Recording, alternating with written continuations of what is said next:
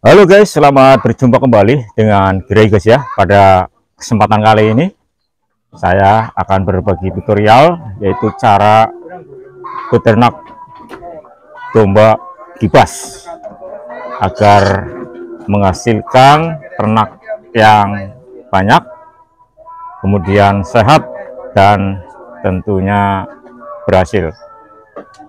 Bagaimana untuk ternak domba kibas? Dan kali ini saya dengan peternak langsung yaitu Bung Wahudin. Untuk lebih jelas, ayo kita ikuti video selanjutnya.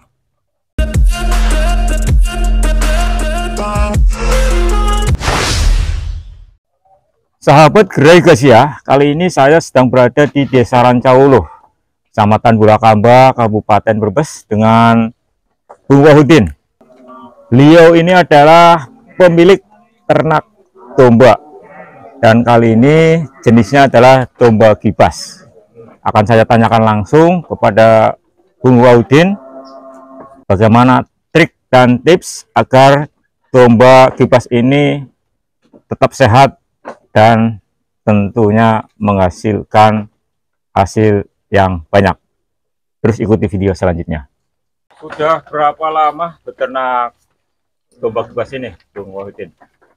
Ya sekitar 5 tahun karena kambing gendel ini. Kalau orang di Brebes ngomong ya kambing gendel ini namanya. Untuk kambing gendel ini atau domba kibas ya?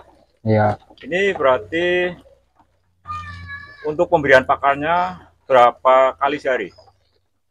Itu pemberian pakan biasanya yang saya lakukan itu sehari cuma 1 kali.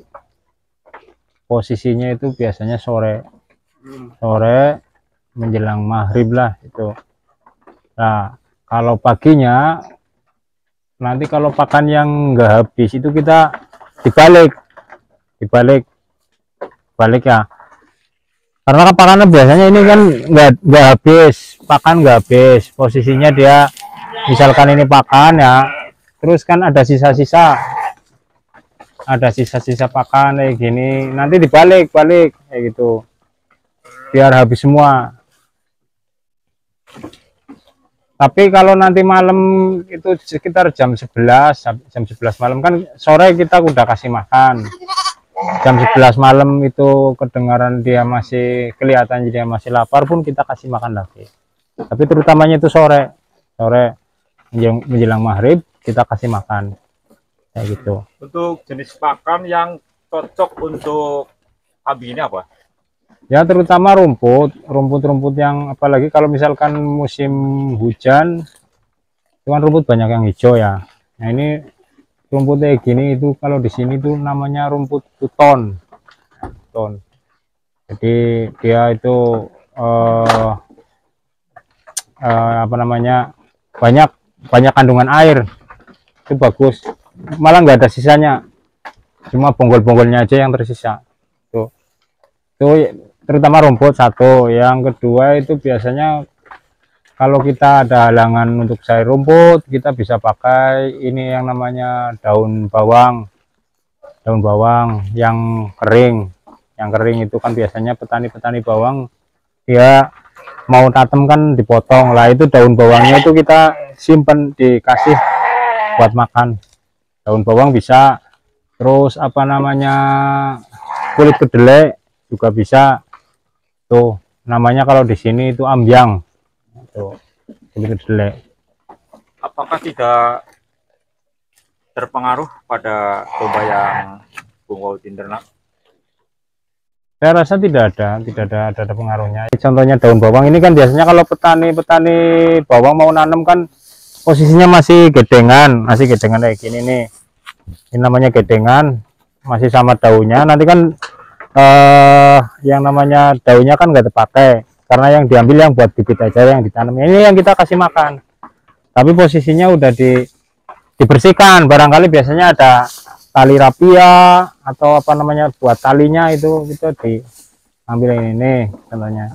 Biasanya kan untuk bibit bawang yang dirawat dan kemudian dipogres, Iya. diambil potong. umbinya, kemudian daunnya dibuang seperti ini. Biasanya kan untuk petani ada pupuk atau obat-obatan yang diberikan pada daun bawang atau pada bawang itu sendiri. Apakah nanti tidak terpengaruh pada kambing yang bunga ujin ternak? Saya rasa nggak ada, karena posisinya bawang itu kan yang buat bibit nggak mungkin langsung panen terus dikeringin terus langsung ditanam lagi, tapi kan nunggu berapa bulan udah hilang kandungan obat-obatannya, udah hilang lah, udah hilang. Untuk jenis daun bawang ini apakah bisa menambah bobot atau menambah kesehatan pada kambing yang bunga ujin ternak? Ya, ini bawang juga kan mengandung kayak semacam apa namanya gas juga ya, istrinya juga bagus, bagus ini bawang. Nah, ini bawang ini bagus,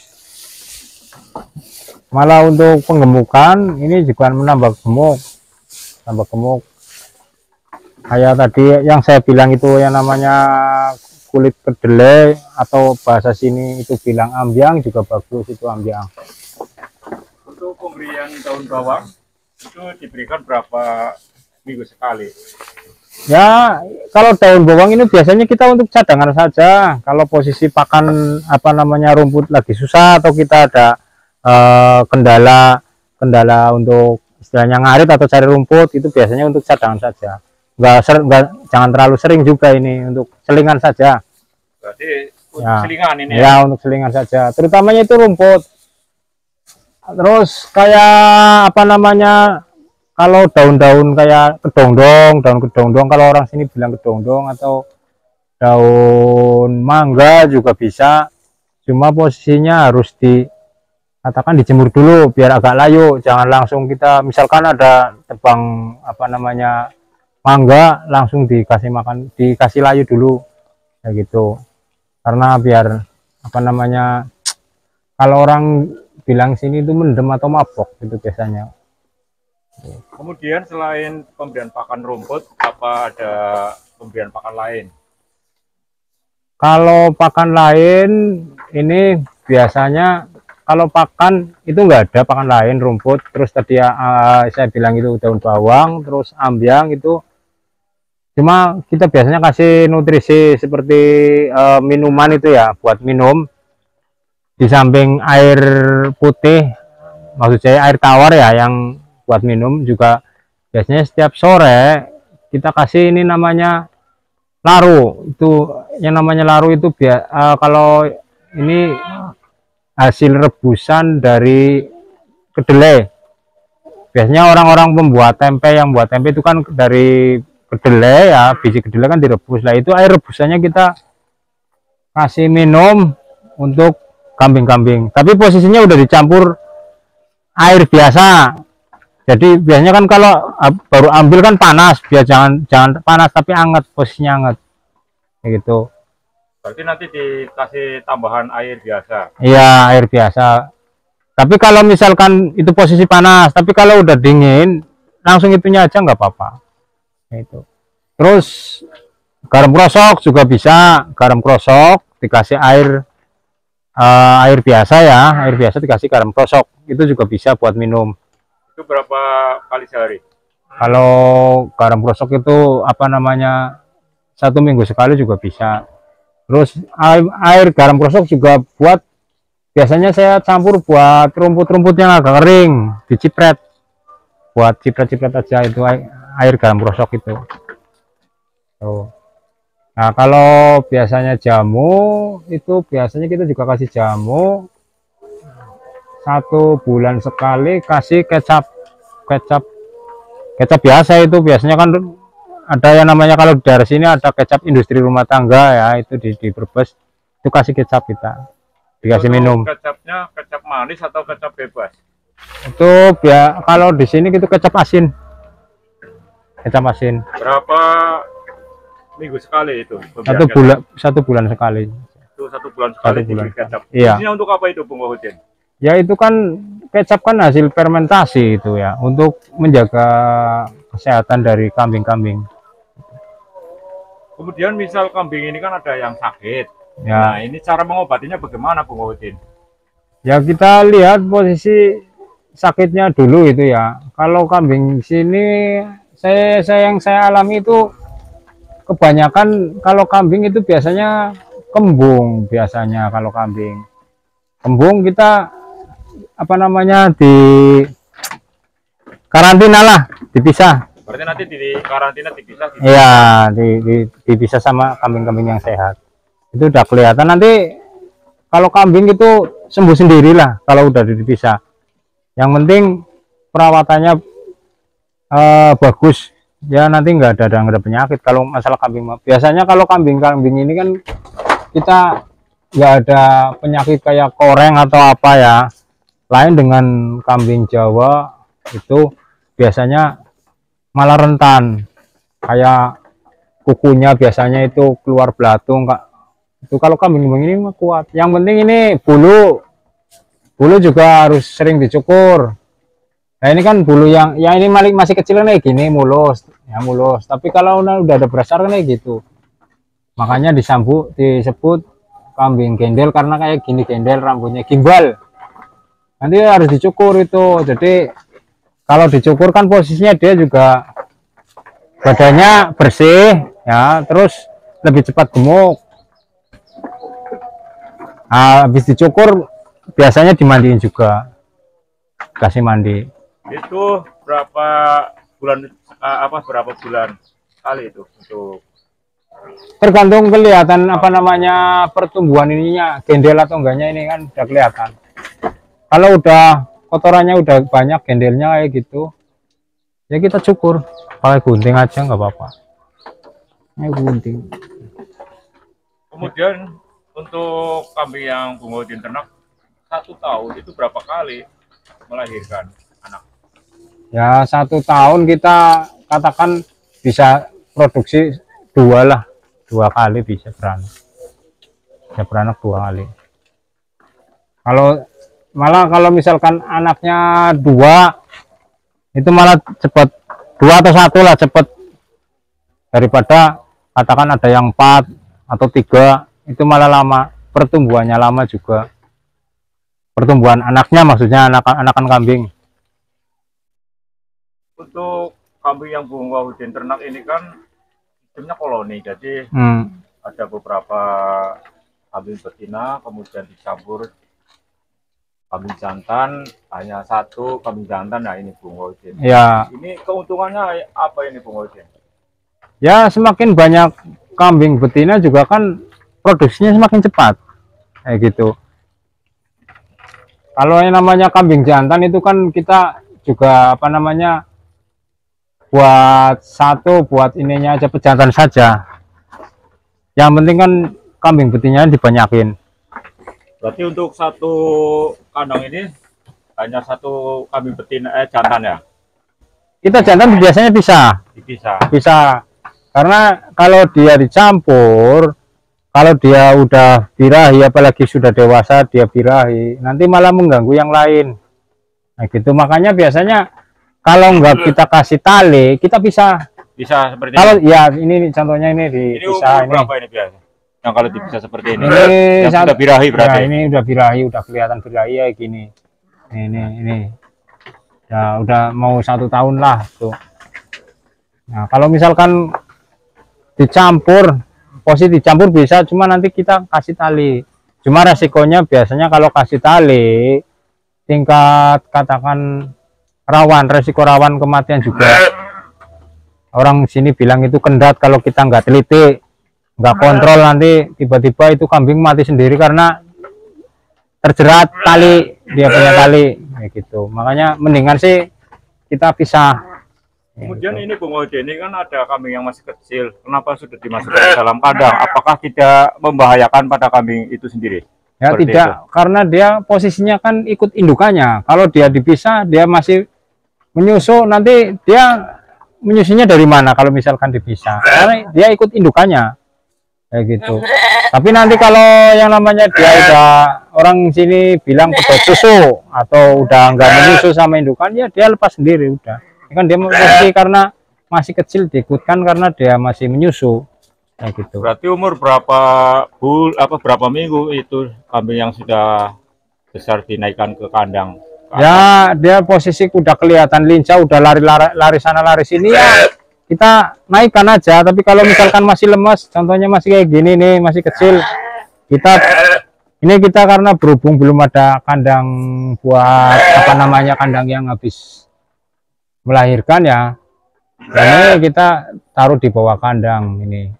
Ini pun kandangnya kita belum dibersihin karena posisinya kalau kandang terutama ini ya, saya bilang tadi perawatan kandang juga harus bersih ya. Kandang harus ini berapa hari karena kita repot belum dibersihkan jadi agak menumpuk. Ini masih kecil ini.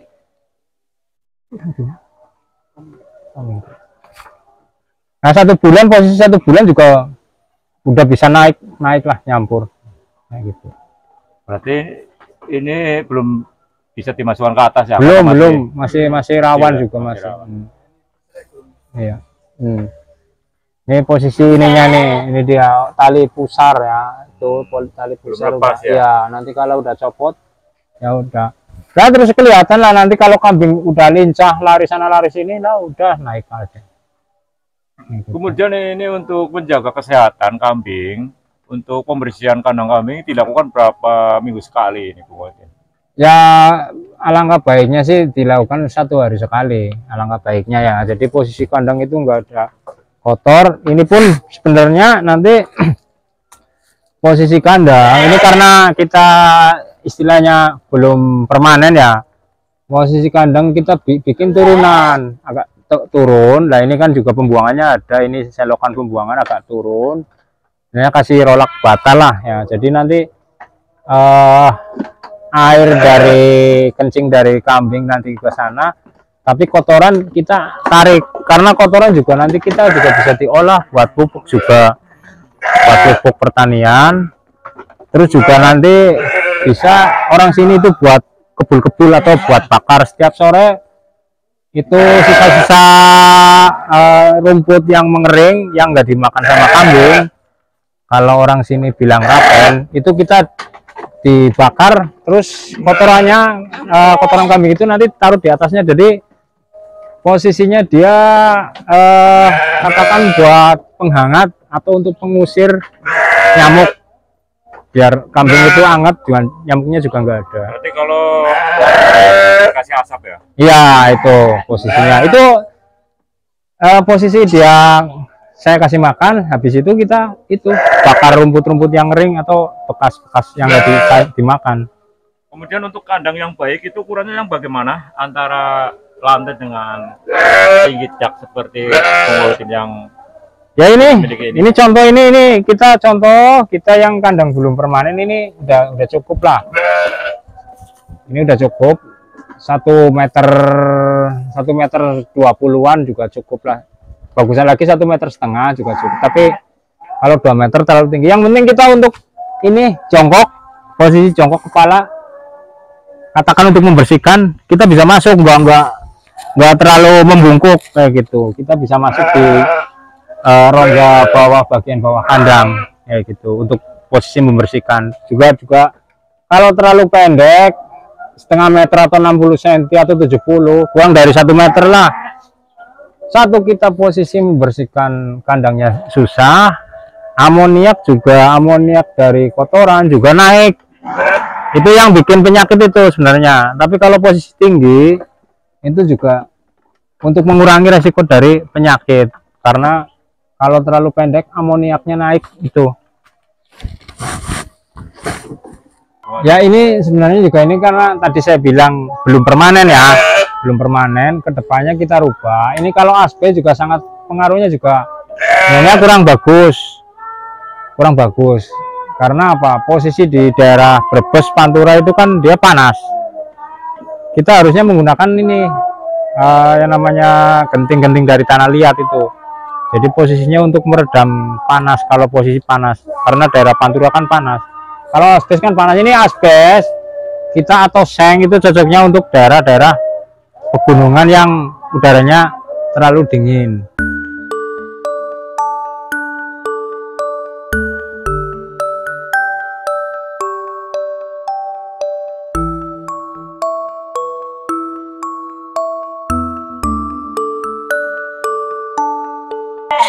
Demikian video kali ini, yaitu cara beternak kambing agar menghasilkan kambing yang sehat, kemudian hasilnya juga melimpah.